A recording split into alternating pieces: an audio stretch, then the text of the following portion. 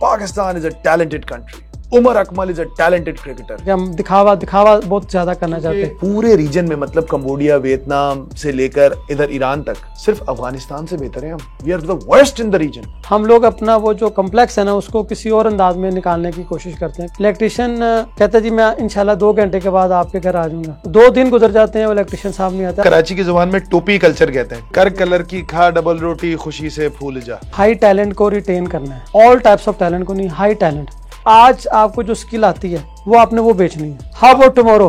क्यों छोड़ के जा रहे हैं लोग ऑर्गेनाइजेशंस? सबसे बड़े रीजंस क्या है? Behaviour, organisational policies, culture of organisation. पैसा मेन इशू नहीं है। जब कोई पीछे होता है, मार्जिनलाइज्ड होता है, तो उसको उठाने के लिए आपको कुछ जरा एक्स्ट्रा करना पड़ता है ना। नहीं हो रहा। ऑर्गेनाइजेशंस स्पेशल एफर्ट्स अभी तक नहीं कर रही हैं। फरिश्तों से बढ़कर है इंसान होना, मगर उसमें लगती है मेहनत ज्यादा। सुभान अल्लाह। Girls versus boys. I found female as more focused, more responsible. अस्सलाम वालेकुम। पाकिस्तान में ग्रेजुएट अनएम्प्लॉयमेंट यानी कि डिग्री याफ्ता बेरोजगारों की शरह दुनिया में सबसे ज्यादा है। यानी कि अगर 10 लोग डिग्रियां लेते हैं तो उनमें से 3 से 4 अफराद को कोई नौकरी नहीं मिलती। लेकिन दूसरी तरफ जब आप सीईओ से, कॉर्पोरेट लीडर्स से बात करें तो वो एक अलग रोते नजर आते हैं। वो कहते हैं यार कोई ढंग का आदमी नहीं मिल रहा। लेकिन हमें इस टॉपिक पर बात करने के लिए एक ढंग का आदमी मिल गया, और वो है गुलाम मुस्तफ़ा साहब। He is the founder of HR legends, former Coca Cola, HR expert और एक इंतहाई बाज़ौक़ और विजनरी इंसान। Welcome to the podcast Mustafa भाई, कैसे हैं? जी अल्लाह का शुक्र, बहुत शुक्रिया आपने इन्वाइट किया, and I am very happy to see your wonderful contribution to society. Thank you Mustafa भाई। मुस्तफ़ा भाई, जो ह्यूमन रिसोर्स है वो तो सारी कनाडा जा रही है, आप किसको मैनेज करना सिखा रहे हैं? बड़ा अच्छा सवाल है। देखें, वो एक शेर है ना, पेविस्ता रह शजर से उम्मीदें बहार रख, मिल्लत से राब्ता इस्तवार रख। जब आपकी उम्मीद उठ जाती है किसी भी चीज़ से, तो फिर आप क्या करते हैं कि मुख्तलिफ राहें ढूंढना शुरू कर देते हैं। Same goes with the talent right now, कि जो आपका 2 बातें आपने आपके सवाल में छुपी हुई। पहली चीज़ ये कि जो ऑर्गेनाइजेशन के चीफ एग्जीक्यूटिव्स या जो टॉप लीडर्स हैं वो ये कहते हैं जी ढंग का आदमी नहीं मिलता। और दूसरी जो आपने बात की कि टैलेंट तो आउट ऑफ कंट्री जा रहा है, कनाडा जा रहा है, इंग्लैंड जा रहा है। तो ये मेरे ख्याल से एक हमारी जो सोच है, पहले मैं इसको डिस्कस कर लेता हूँ कि लोग बाहर क्यों जा रहे हैं। बाहर जाने की 2-3 वजूहात हैं। एक तो हर कोई चाहता है कि वो जल्दी से जल्दी जो कामयाबी का सफ़र है उसको तय करे, और दूसरे इस वक्त जो मुल्क के माशी हालात हैं उसको देखते हुए लोगों को लगता है शायद हम बाहर जाएंगे तो हमारी माशियत या हमारी मीशियत या हमारी माशियात ये बेहतर हो जाएगी। जो कि बगैर सोचे समझे मेरे ख्याल से लोग ना इस चीज़ को प्लान कर रहे हैं। वेर एज़ ये उनकी मेरे ख्याल से ज़रा जल्दबाजी में ये चीज़ है, क्योंकि आप अगर किसी भी मुल्क में जाते हैं तो सबसे पहले आपको ये देखना है कि वहाँ पर कौन सी ऐसी जॉब्स हैं जिसकी डिमांड है। तो क्या आप उस लिस्ट में, उस फहरिस्त में, उस कैटेगरी में आते हैं, फिर आप ये फ़ैसला करें। वरना अगर आप अल्लाह तवक्कल जाएंगे तो फिर उसमें तवक्कल के अंदर फिर आज़माइशें, मतलब चले तो जाएंगे, जाके करेंगे क्या? मैं कह रहा हूँ ना, तवक्कल में फिर आज़माइशें बहुत आएंगी, तो वो सेल्फ एस्टीम का भी नुकसान होगा। तो वो उसमें से बहुत सारे लोग ऐसे में जो फैसला करके जा रहे हैं अपनी सारी जमा पूंजी खर्च करके, फिर वो वापस भी आ रहे हैं। अब ये नहीं है कि इसमें से सक्सेस रेट जो है वो 100% है। तो पहला जो 2 साल है वो काफ़ी टफ है। तो मेरा ये ख्याल है कि उसकी सेकंड जो रीज़न ये है कि पाकिस्तान में लोग जो एंटरप्रेन्योरशिप के ऊपर लोगों का जो है ना फोकस बिल्कुल नहीं है। लोग यहाँ पर एक ही चीज़ चाहते हैं, यानी कि हम जब ग्रेजुएट होते हैं ना, जब हम पढ़ रहे होते हैं तो हमारे जहन में कॉन्सेप्ट ही जॉब का दिया जाता है, नौकरी का दिया जाता है। हमारे कॉन्सेप्ट में वो एंटरप्रेन्योरशिप या कारोबार यही कर कलर की खा डबल रोटी, खुशी से फूल जा। तो ये वाला जो फैक्टर है ना, उसकी वजह से भी हमें ये है कि चूँकि जॉब मार्केट थोड़ी सी सुस्त है, और उसमें इस वक्त जो इकोनॉमिक कंडीशन है पूरी दुनिया में, ये सिर्फ पाकिस्तान का मसला नहीं है, कनाडा में भी रिसेशन आया हुआ है, तो हर जगह रिसेशन है। उस रिसेशन की वजह से जॉब्स कम है, तो जॉब्स कम होने की वजह से लोग जो हैं वो होपलेस हुए हैं और वो बाहर जाने की ज़्यादा तगदों में। हमारे यहाँ और भी कुछ मसला, एक सवाल लेकिन बड़ा इंपॉर्टेंट, मुझे ना ये मुझे बड़ी शिद्दत से इंतजार था कि मुझे कोई आपके जैसा आदमी मिले और मैं उससे ये सवाल पूछूं। यार बचपन से सुन रहे हैं मुस्तफ़ा भाई, Pakistan is a talented country, Umar Akmal is a talented cricketer, हैं सुनते रहे ना। ये कहाँ है टैलेंट? ये नजर क्यों नहीं आता? 25 करोड़ का मुल्क है हमारा, कहाँ है साइंटिस्ट, कहाँ है उलमा? मतलब कोई सी भी फील्ड देख लें, मतलब जुडिशरी और एस्टैब्लिशमेंट जैसी चीज़ों से लेकर बैंक्स और मीडिया तक हर जगह ही कहतुर रिजाल है, जिसे लोग आम जुबान में कहते हैं। कहाँ है टैलेंट? है टैलेंट? जी बिल्कुल, आपने एक बड़ा इंपॉर्टेंट क्वेश्चन किया है कि टैलेंट की जो है ना डेफिनेशन में 3 चीज़ें आती हैं। किसी भी जॉब को परफॉर्म करने के लिए 3 फैक्टर्स बहुत ज़्यादा ज़रूरी होते हैं। एक होता है नॉलेज, एक होती है स्किल और एक होता है एटीट्यूड, और इसके साथ एक और चीज़ होती है जिसको हम लोग एबिलिटीज़ कहते हैं। अब ज़रूरी नहीं कि अगर आपके पास नॉलेज या स्किल्स हैं तो साथ में आपके पास एबिलिटी या आपके पास एटीट्यूड भी हो। तो मसला टैलेंट का नहीं है, टैलेंट हमारे पास बहुत ज़्यादा है। हमारे पास चारों चीज़ों से मिलकर बनता है। हाँ जी, पूरा जो कंप्लीट टैलेंट 1 2 3 4 ये 4 चीजें मिलकर बनता है। मिलकर जो है ना, मैं उसको टैलेंटेड आदमी, एक होता है टैलेंट और एक होता है टैलेंटेड, दोनों में फर्क होता है। I may have talent but I might not be a talented person. ठीक है, ठीक है। तो टैलेंटेड में ये बड़ा इंपॉर्टेंट आप एक्सप्लेन कर रहे हैं कि एबिलिटी, स्किल, नॉलेज और एटीट्यूड, ये 4 चीजें मिलके जी टैलेंट को कंप्लीट करती हैं। हाँ जी। अब इसकी एक ये भी फॉर्मूला है कि knowledge into plus skills plus abilities into attitude is equal to actually talent. ठीक है। तो अब अगर आपके पास नॉलेज भी है, स्किल्स भी हैं, एबिलिटीज भी है, लेकिन अगर आपका एटीट्यूड पॉजिटिव नहीं है तो आपका आंसर नेगेटिव है। अगर आपका एटीट्यूड नेगेटिव जीरो हो गया तो आप जीरो हो गए। तो ये प्रॉब्लम है एक्चुअली मार्केट में। तो लेकिन एंड रिजल्ट तो फिर आप एग्री कर रहे हैं ना कि किसी भी वजह से कोई भी अगर 2 भी फैक्टर्स मिसिंग है तो टैलेंट तो नहीं सामने आ रहा ना इसी वजह से। तो टैलेंट जो वजह ना आने की वो बेसिकली लोगों के एथिक्स हैं, वैल्यूज़ की कमी है। तो अगर यही चीज़ हम फोकस करें वैल्यूज़ की फॉर्मेशन के ऊपर, वैल्यूज़ को डेवलप करने के ऊपर, लोगों के बिहेवियर्स को बिल्ड करने के ऊपर, रेपुटेशन को बिल्ड करने के ऊपर, तो फिर ये हमारा मसला बड़ा इजीली हल हो जाएगा। तो जो कि जिसकी वजह से हम ओवरऑल इंटरनेशनली भी हमारा इमेज टार्निश हो रहा है, हमारा लोकली इमेज भी टार्निश हो रहा है, और हमें टैलेंट की कमी भी आ रही है कि लोगों के पास डिग्रीज हैं, लोगों के पास एक्सपीरियंस है, लेकिन लोगों के पास एटीट्यूड नहीं है, पॉजिटिव एटीट्यूड नहीं है। ये हमारा मतलब काम नहीं करना चाहते, काम नहीं करना चाहते। खुल के बात करें, खुल के मतलब बेसिकली जिसे आम अल्फाज में कहते हैं काम चोरी जी, या हड हरामी का लफ्ज जो इस्तेमाल होता है कि यार मैंने काम नहीं करना। मुख्तलिफ लोगों के मुख्तलिफ इश्यूज हैं। कुछ लोग कंफर्ट जोन में हैं, कुछ हड हराम हैं, कुछ जो है काम करना नहीं चाहते हैं, कुछ काम को ढूंढना नहीं चाहते हैं। At the end of the day जो रिजल्ट आ रहा है वो खराब हो रहा है इस वजह से, क्योंकि आपने बड़ी इंपॉर्टेंट बात की इंटरनेशनल की। मैं वर्ल्ड बैंक की रिपोर्ट देख रहा था मुस्तफा भाई, पाकिस्तान का वर्कर प्रोडक्टिविटी में रेशो पूरे रीजन में, मतलब कंबोडिया, वियतनाम से लेकर इधर ईरान तक, सिर्फ अफगानिस्तान से बेहतर है हम। We are the worst in the reason. Sri Lanka ही बेहतर है हमसे। ये क्या इंटरव्यू से पहले आप मुझे एक वाकया सुना रहे थे, वो एटीट्यूड्स का, कि हमारा एक वो शोशा का, वो क्या चक्कर है ये?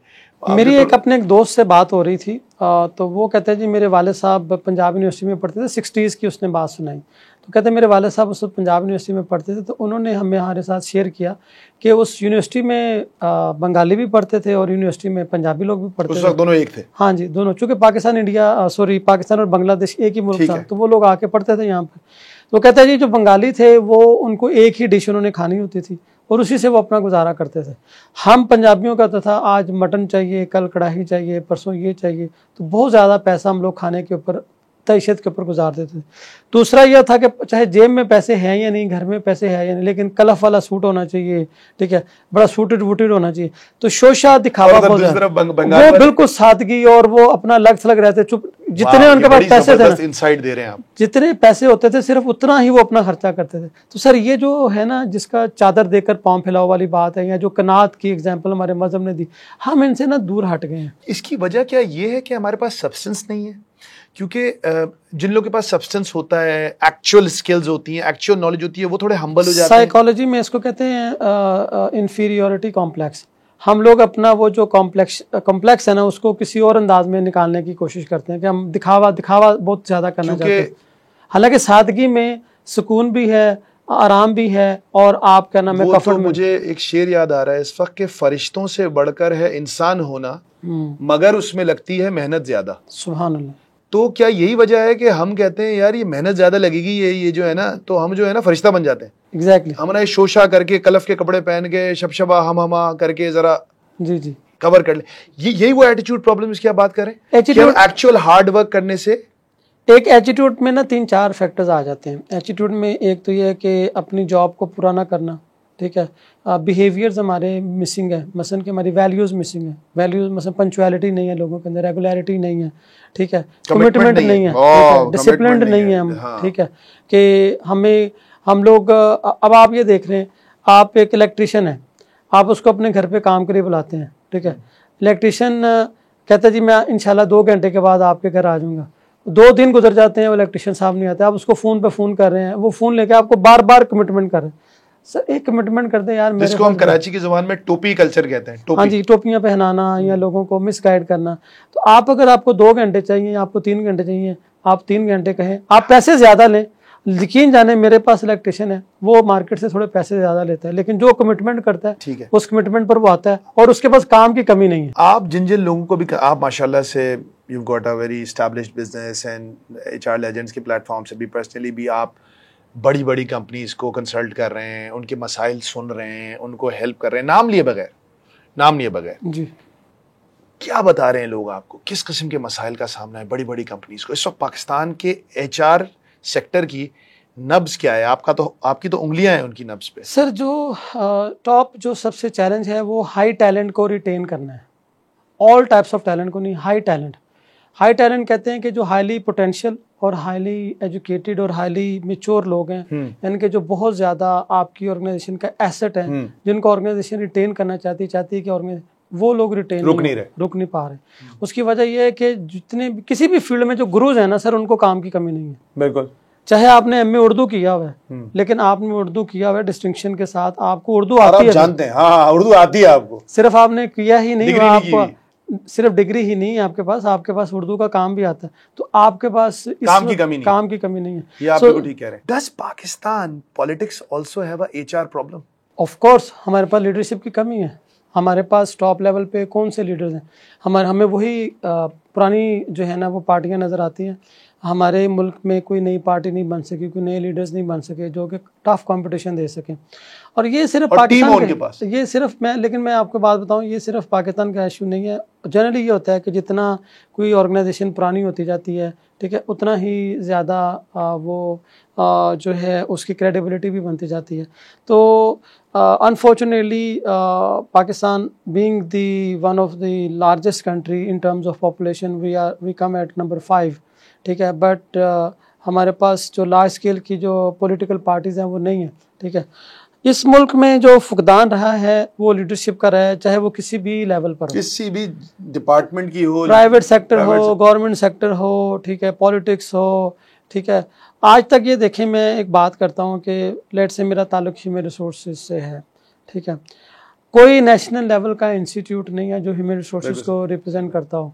उसके बाद आ जाएं आप, कोई नेशनल लेवल का ऐसा इंस्टीट्यूट नहीं जो सेल्स प्रोफेशनल्स को रिप्रेजेंट करता हो, सेल्स बताएं, ठीक है, कोई ऐसा इंस्टीट्यूट नहीं जो इंटरनेशनल पाकिस्तान पे नेशनल लेवल पे जो मार्केटिंग के प्रोफेशनल्स हैं, उनको एसोसिएशंस बनी हुई हैं, लेकिन वो काम कोई नहीं, वो क्या वो उस तरह का काम कर रही हैं, सिर्फ एक गेट टुगेदर या नेटवर्किंग कर लेना। We are so driven by personal vested interest. हाँ, अगर कोई आपको नजर आता है तो फाइनेंस में आपको ICM में नजर आता है, ICAP नजर आता है, उन्होंने हाथ पकड़ा है अपने, ठीक है, उन्होंने वो एक आपको काम करता हुआ नजर आते। तो ये काम टेक्नोलॉजी सेक्टर में क्यों नहीं हुआ? हमारा फोकस है फ्रीलांसिंग के ऊपर। इंडिया फ्रीलांसिंग में नंबर 2 पर था, नीचे आ गया, पाकिस्तान ऊपर चला गया, क्यों?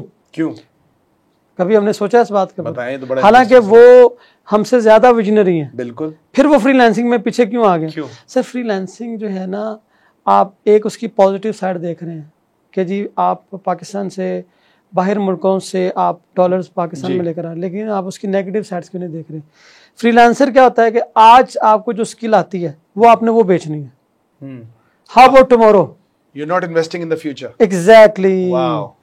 आज आपने मुल्क तबाह कैसे होते हैं जब आपने आज को फोकस किया, आपने 5 साल बाद को नहीं देखा। एक्सपीरियंसी। इंडिया ने कहा, आपके नेबर कंट्री ने कहा जी हमें आज नहीं चाहिए, हमें कल के लिए तैयार करना है। उन्होंने रिसर्च पे यूनिकॉर्न निकाल रहे हैं। एग्जैक्टली।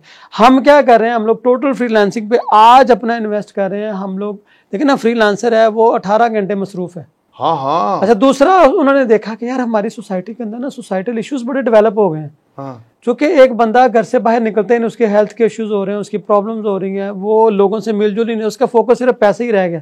जब आपका मकसद में सिर्फ पैसे ही हो जाता है तो फिर आप क्या होता है, आपकी वैल्यूज तबाह हो जाती हैं। ये आपने इतनी इंपॉर्टेंट बात की। What as a HR professional work from home, जी, हाउ डू यू वर्क देखें, एक आप इसको वर्क फ्रॉम होम के बजाय आप कहें वर्क फ्रॉम एनीवेयर, ठीक है, वर्क फ्रॉम एनीवेयर, हाँ ठीक है। जो कि वर्क फ्रॉम होम में ये होता है कि आपने सिर्फ घर से ही काम करना है, ठीक है, आप कहीं से भी काम कर तो लेंगे। आप पहले तो उसको अलाउ करें कि भाई अगर आपने डिस्टेंस वर्किंग करनी है, इसको जैसे वो डिस्टेंस लर्निंग रिमोट वर्किंग, तो इसको रिमोट वर्किंग है, तो रिमोट वर्किंग में उसको अलाउ कर दें वर्क फ्रॉम एनीवेयर, लेकिन मुझे टास्क करने हैं पूरे आपने। उसके लिए ऑर्गेनाइजेशंस को थोड़ा सा अपने आप को ऑर्गेनाइज करने की जरूरत है, जिसकी वजह से अभी तक ऑर्गेनाइज नहीं कर। एक तो दो तरह की जॉब्स हैं, आपको कैटेगराइज करना पड़ेगा कि कुछ ऐसी जॉब्स हैं जो कि जिसके लिए आपको फिजिकली प्रेजेंट होना जरूरी है। डॉक्टर वर्क फ्रॉम होम नहीं कर सकता। जी जी सही है। डॉक्टर आपको एडवाइस कर सकता है, लेकिन अगर आपने उसको रिपोर्ट्स दिखानी है, आपने उसको नब्ज दिखानी हाँ, है, मतलब डॉक्टर फिजिकल आपका चेकअप करेगा, उसने आपको फिजिकली एग्जामिन करना है किसी जगह कैसे पे, करेगा work from तब यू हैव टू। लेकिन कुछ चीज़ों में जैसे आपने साइकियाट्रिस्ट से मिल रहे हैं, ठीक है, लेकिन अगर आप ऑर्थोपेडिक से मिल रहे हैं या आप क्या उसको कहते हैं फिजियोथेरापी से मिल रहे हैं, तो उसके लिए आपको जाना है, you have to go. Similarly ऐसी जॉब्स हैं जो कि कुछ फिजिकली आपको, जैसे बैंक में कैशियर की जॉब है तो वो नहीं हो सकती, बिल्कुल ठीक बात। लेकिन स्ट्रेटजी मेकिंग है, कुछ डिस्कशंस हैं, वेब डिजाइनिंग है, ठीक है, कुछ जॉब्स हैं जो कि उस वर्क फ्रॉम एनीवेयर से या वर्क फ्रॉम, आप प्रिंसिपली इस कॉन्सेप्ट के मैं एग्री हूँ, आप हक में इसके, आप कहते हैं वर्क फ्रॉम होम में कोई बुराई नहीं है, लेकिन उसके साथ अगर वो जॉब की जा सकती है जी, उसके जो सोशल हैजर्ड्स हैं उसको कैसे देखते हैं आप, जो आप अभी खुद ही बता रहे थे कि यार वो तो घर का होके रह गया। उसके लिए साथ में ऑर्गेनाइजेशन को कुछ उसको वेलबींग गोल्स भी देने हैं कि वो जिम ज्वाइन करे, ठीक है, वो एक्सरसाइज करे। ये हो रहा है पाकिस्तान में? नहीं हो रहा, इंटरनेशनली काफी सारी ऑर्गेनाइजेशंस को फॉलो कर रही हैं, पाकिस्तान में भी कुछ ऑर्गेनाइजेशन। असल में कितना परसेंट, आपके पास कोई नंबर है कि कितने परसेंट लोकल जॉब्स पे वर्क फ्रॉम होम हो रहा है? 10 to 20% ऑर्गेनाइजेशंस जो है ना, स्पेशली टेक सेक्टर में कर रही हैं। खुशी से कर रही हैं, कॉस्ट की वजह से कर रही हैं, मजबूरी की वजह से कर रही हैं? नहीं, कुछ खुशी से कर रही हैं, कुछ कॉस्ट को सेव करने के लिए कर रही हैं, क्योंकि वर्क फ्रॉम होम से एम्प्लॉयर की कॉस्ट सेव भी होती है और कॉस्ट आकर भी होती है। वो that depends how you design it, ठीक है, आपने उसको कितना इफेक्टिवली डिजाइन किया, आपकी प्रोजेक्ट मैनेजमेंट कैसी है, आपकी प्लानिंग स्किल्स कितनी अच्छी हैं। आप तो वर्क फ्रॉम होम की बात कर रहे हैं, अब तो स्कूलों के अंदर टीचर्स भी रात के 10-10 बजे तक व्हाट्सएप पे असाइनमेंट्स भेज रही होती हैं। अजीब। अभी तो मेरी अपनी साहबजादी के साथ ऐसा हुआ कि मतलब ये अजीब एक कल्चर डेवलप हो गया है कि आप किसी भी वक्त, मतलब जब स्कूल में बच्चा 8 घंटे जा रहा है, लेकिन टीचर साहिबा जो हैं वो रात के 9 बजे व्हाट्सएप के ऊपर एक असाइनमेंट भेज देती हैं। मतलब वो भी वर्क फ्रॉम होम कर रही हैं। मतलब क्यों कर रही हैं आप? आपका जो मतलब ये जो एक्स्ट्रा कम्युनिकेशन की हमको एक मिल गई छूट कि यार किसी वक्त भी मैसेज कर दो, ये कितना बड़ा प्रॉब्लम है कॉर्पोरेट कल्चर का राइट नाउ। मैं इसको कनेक्ट किसी चीज से करना बताऊं कि मेरे अक्सर दोस्त हैं कॉर्पोरेट सेक्टर में काम करते हैं, रात के 2 बजे बॉस का व्हाट्सएप आ जाएगा, वो एक्सपेक्ट कर रहा है कि उस वक्त मेरे मैसेज को देख ले कोई। ये होता है कि आप कनेक्टिविटी, हाइपर कनेक्टिविटी, हाँ, ये ओवर हाइपर आप इसको कहेंगे। ये होता है कि आपने जो कल्चर डेवलप कर लिया अपने बॉस के साथ या अपनी ऑर्गेनाइजेशन में, अगर कुछ किसी को पता है कि भाई ये 9 to 6 बंदा बहुत रिस्पॉन्सिबल है, 6 o'clock के बाद इसने में रिस्पॉन्स नहीं करना, क्योंकि अगर आप रिस्पॉन्स करना शुरू कर देते हैं तो लोग आपसे एक्सपेक्ट करना शुरू कर देते हैं। लीगली अगर कोई बंदा एक्स्ट्रा आवर्स में बॉस मैसेज करे, मैं ऐसे एक बड़ा कंट्रोवर्शियल सवाल पूछ रहा हूँ आपसे, और उसके वर्क आवर्स है 9 to 6 या 8 घंटे या 9 घंटे, वो हो चुके हैं, वो घर चला गया। अब अक्सर ये काम सपोर्ट की उसमें हो रहा होता है ना, सपोर्ट के उसमें, यार हमारा तो सपोर्ट का काम है, हम क्या करें। लीगली इफ मेरा बॉस मुझे मैसेज करता है रात के 12 बजे या 11 बजे और मैं नहीं रिस्पॉन्ड करता किसी वजह से, और मेरे खिलाफ कोई कार्रवाई होती है, उसकी बिना पर मुझे जज किया जाता है या मेरे खिलाफ कोई कार्रवाई होती है, मैं कैसे अपने आप को सिक्योर कर सकता हूँ? क्योंकि एक तो वो क्लॉज का बड़ा मसला है ना कि वो एक क्लॉज डालते हैं एचआर वाली कंपनीज की, वो बगैर किसी वजह के आपको भी टर्मिनेट किया जाए। देखिए अगेन ये डिपेंड करता है कि आप कितने इंपॉर्टेंट रिसोर्स हैं ऑर्गेनाइजेशन के लिए। क्या बात, ठीक है। अगर तो आप ऑर्गेनाइजेशन के लिए उस कैटेगरी में जा चुके हैं जहां पर ऑर्गेनाइजेशन चाहती है कि आप चले जाएं ऑर्गेनाइजेशन से, तो उसके लिए वो they are just trying to find a reason के, लेकिन ये एक कोई रेलेवेंट रीजन नहीं है। अगर ऑफिस आवर्स के बाद आपने किसी को व्हाट्सएप किया है, हाँ अगर बहुत अर्जेंट काम है, कॉल हिम, ठीक है। और बाज़ का ये भी होता है कि उन्हें नाइसर साइड वो पूछ रहे होते हैं कि आपसे अगर अवेलेबल हैं, ठीक है, तो अगर तो इस चलिए, ये तो मेक सेंस करता है। Once in a blue moon होता है तो आपको देख, लेकिन अगर एक एम्प्लॉय देख लेता है यार ये एक रूटीन बन गई है, तो फिर लोग इसको एंटरटेन नहीं कर रहे होते, क्योंकि प्राइवेसी देनी चाहिए। वर्क लाइफ बैलेंस जब तक नहीं ना होगा सर, तो आपके भी काम का नहीं। जी बिल्कुल। तो आपका जो एम्प्लॉय वंस सून ही is going to leave the organisation, क्योंकि आप उसको स्पेस दें। आपने बताया कि टैलेंट रिटेंशन बहुत बड़ा मसला है। आपके ख्याल से, क्योंकि अब तो आप अभी किसी कॉर्पोरेट का नाम ले रहे हैं, अभी तो आप हमारे साथ बैठे हैं ना भाइयों के साथ, क्यों छोड़ के जा रहे हैं लोग ऑर्गेनाइजेशंस? सबसे बड़े रीजंस क्या है? Behaviour, organisational policies, culture of organisation. पैसा मेन इशू नहीं है। नहीं, या आप अपने पूरे एक्सपीरियंस और एक्सपोजर के बाद, ये इस पे बहसें हुई एक ग्रुप टू ग्रुप मैनेज करता है। जो बिगिनिंग लोग होते हैं उनके लिए जो मेन चीज वो बहुत ज्यादा फोकस कर रहे होते हैं वो पैसा होता है, हालांकि उनको लर्निंग को देखना चाहिए। आपके जो करियर के जो पहले 5 साल है ना, वो लर्निंग फोकस होनी चाहिए। क्या बात है। अगर आपने पहले 5 साल आपने लर्निंग की बजाय आप अर्निंग के ऊपर आपने फोकस कर दिया, तो फिर आपको अगले 5 साल बहुत ज्यादा तकलीफ होगी। तो हो सकता है कि आपको ऐसी जॉब मिले जो शुरू में आपको बहुत ज्यादा पैसे दे रही हो, लेकिन उसमें लर्निंग कोई नहीं हो, तो फिर अगले 5 साल आप क्या करेंगे? क्योंकि हर 5 साल के बाद वर्क स्ट्रक्चर ऑर्गेनाइजेशन रीडिज़ाइन हो रही हैं। आप ये देखिए 5 साल पहले जो जॉब्स थी क्या वो आज हैं? क्या और बात आज जो जॉब्स हैं क्या ये 5 साल बाद होंगी? क्या बात। बहुत सारी ऐसी जॉब आज क्रिएट हो चुकी हैं जो आज से 10 साल पहले नहीं थी। पहले 15-20 साल का गैप होता था, वो रिड्यूस होकर 10 साल पर हो गया, 10 साल से रिड्यूस होकर वो 5-7 साल पर आ रहे हैं। तो इसलिए you have to continuously upskill yourself. And if you are in an environment in where you are not, अच्छा फिर ये पहले 5 साल में तो ये होना चाहिए कि लर्निंग ओवर अर्निंग, फिर आगे बढ़ गए, मिड लेवल पे आ गए जी, फिर क्या होना चाहिए? फिर आपका जो मिड लेवल पर लोग आ जाते हैं ना, फिर वो स्टेबल हो जाते हैं। ठीक है। उनके लिए फिर जो ज़्यादा इंपॉर्टेंट होते हैं वो आपके ऑर्गेनाइजेशन की अंदर आपकी पर्सनल वैल्यू क्या है, आपका वर्क लाइफ बैलेंस कितना है, वो फिर कल्चर को ज़्यादा फोकस कर रहे होते हैं। उनके लिए फिर पैसा इतना ज़्यादा मैटर नहीं। लैक ऑफ अपॉर्चुनिटी की वजह से नहीं बैठे रह जाते, ये सेकेंडरी एलिमेंट है। अच्छा ठीक है। देखिए जो कल्चर में मल्टीपल फैक्टर्स आते हैं कि आपके बॉस का आपके साथ बिहेवियर कैसे, ऑर्गेनाइजेशन की पॉलिसीज़ कैसी हैं, वो आपको वर्क लाइफ बैलेंस दे रही है या नहीं दे रही। ठीक है।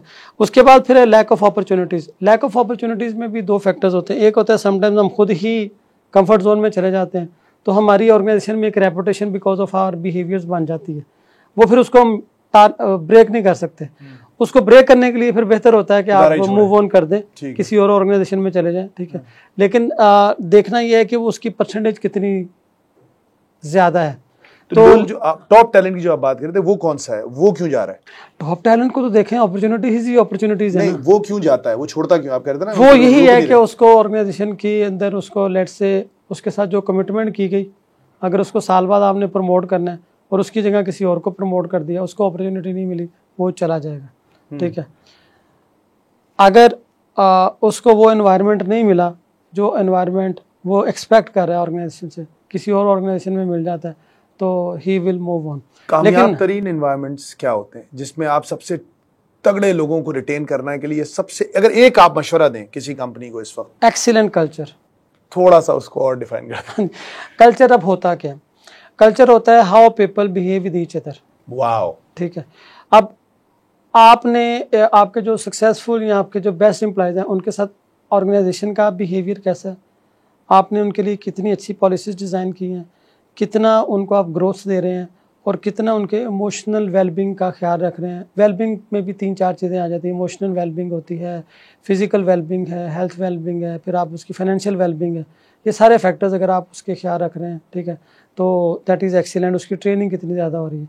तो जब ऑर्गेनाइजेशन के अंदर जो टॉप टैलेंट है उसको आपने रिटेन करना है, तो आपने ये कल्चर बिल्ड करना है, culture of trust, culture of growth. So मैं जो वेलबींग आपने बात की, तो यानी कि अगर मैं इसको ऐसे ले लूं कि कल्चर है, बड़ी elephant in the room culture है, उसका एक हिस्सा है फाइनेंशियल कॉम्पेंसेशन एलिमेंट है।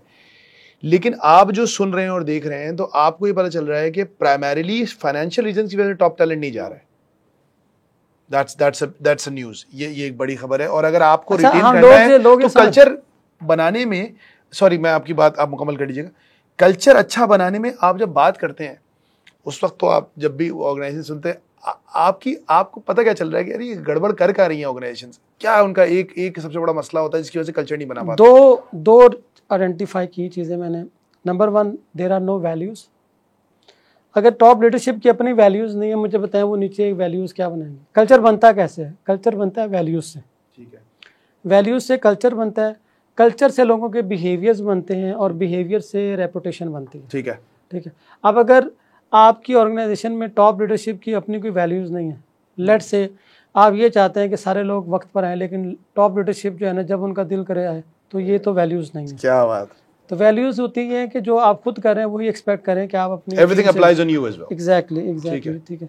मैंने देखा है जो पाकिस्तान की टॉप सक्सेसफुल ऑर्गेनाइजेशन है, उसका जो चीफ एग्जीक्यूटिव है या जो ऑनर है, चेयरमैन है, वो सुबह खुद भी 9 o'clock अंदर क्यू में लग के अपनी अटेंडेंस मार करता है और वो फिर एक्सपेक्ट करता है कि मेरी टीम भी, यानी कि वो कहता है they are my team members, वो ये नहीं कहता दे आर माई एम्प्लॉइज। सही है। तो वो उनके टीम मेंबर्स भी फिर उतने बजे ही अटेंडेंस मार्क कर रहे होते हैं। मतलब आपको सबसे बड़ा लगता है कि ये जो मसले खड़े होते हैं वो टॉप से होते हैं।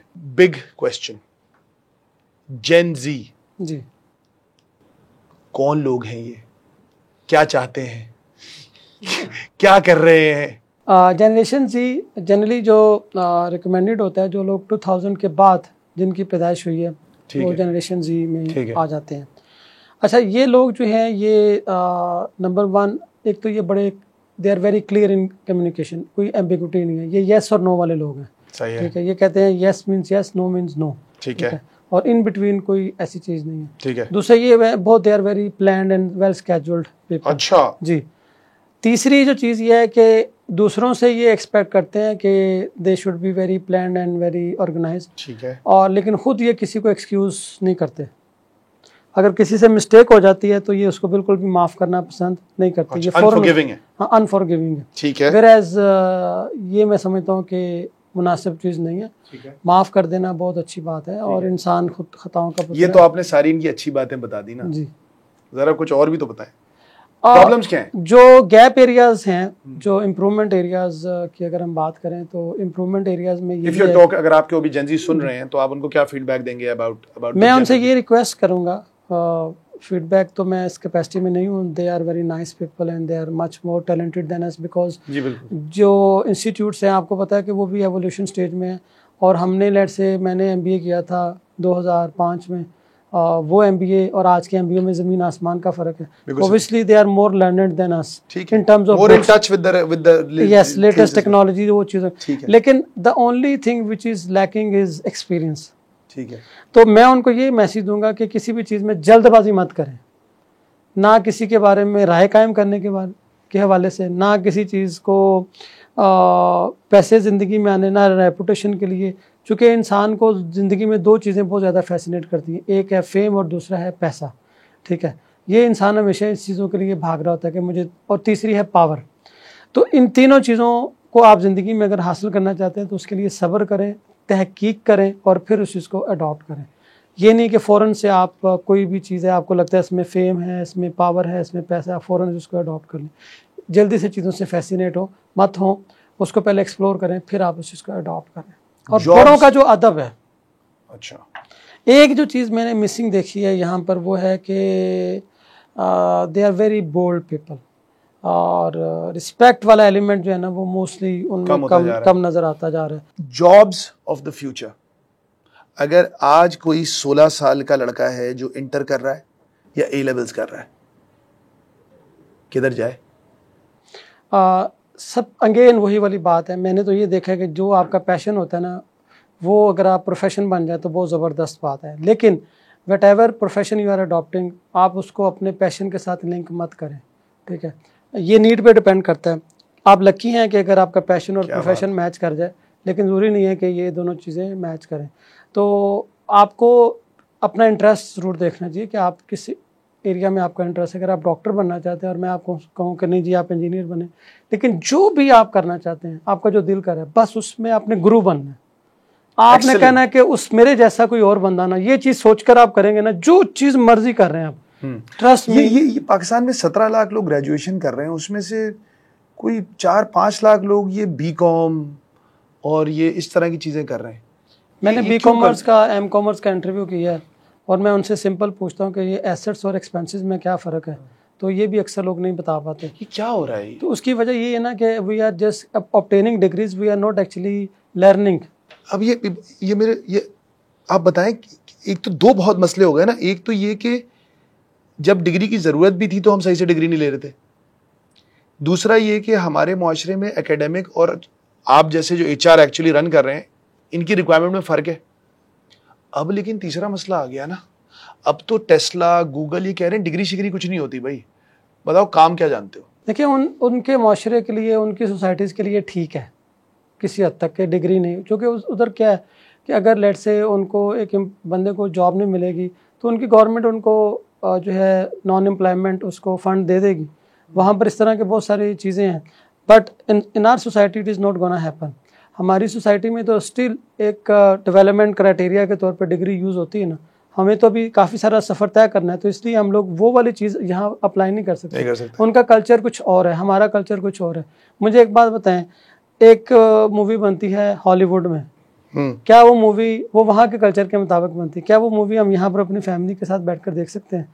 Same goes with the values, same goes with the local जो मैनेजमेंट स्टाइल है वो वहाँ के मुताबिक बनता है। हमारा अपना एक मैनेजमेंट स्टाइल है, हमारा अपना एक कल्चर है, हमारे अपने यहाँ के लोकल प्रॉब्लम्स हैं, लोकल नॉर्म्स हैं, हमने उस हिसाब से अपने टैलेंट को तैयार करना है। हमारे यहाँ की डिग्रीज एम्प्लॉयर्स के प्रॉब्लम को सॉल्व करने वाले लोग पैदा कर रही हैं। हमारे गैप है। इंस्टीट्यूट्स ने काफ़ी सफ़र तय किया, लेकिन अभी भी ये डिस्कनेक्ट जो है ये पाया जाता है।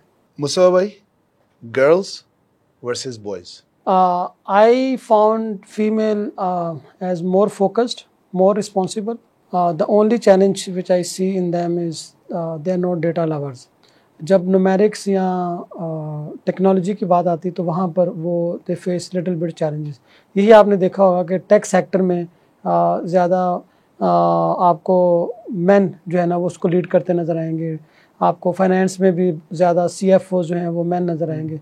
तो ये अगर मेरे हाथ से ख़वातीन अपना ये वाला चैलेंज भी ओवरकम कर लें तो they are equally good, they are excellent. आप ऑर्गेनाइजेशन से बात करते हैं, are we doing enough as corporates, as companies? क्या आप पाकिस्तानी कंपनीज को देख रहे हैं कि वो इनफ कर रही हैं? क्योंकि देखिए ख़वातीन हमारे मुल्क में पीछे तो है ना, जब कोई पीछे होता है, मार्जिनलाइज्ड होता है, तो उसको उठाने के लिए आपको कुछ ज़रा एक्स्ट्रा करना पड़ता है ना। नहीं हो रहा, ऑर्गेनाइजेशंस स्पेशल एफर्ट्स अभी तक नहीं कर रही हैं, लेकिन इनको अपना नुकसान नहीं है।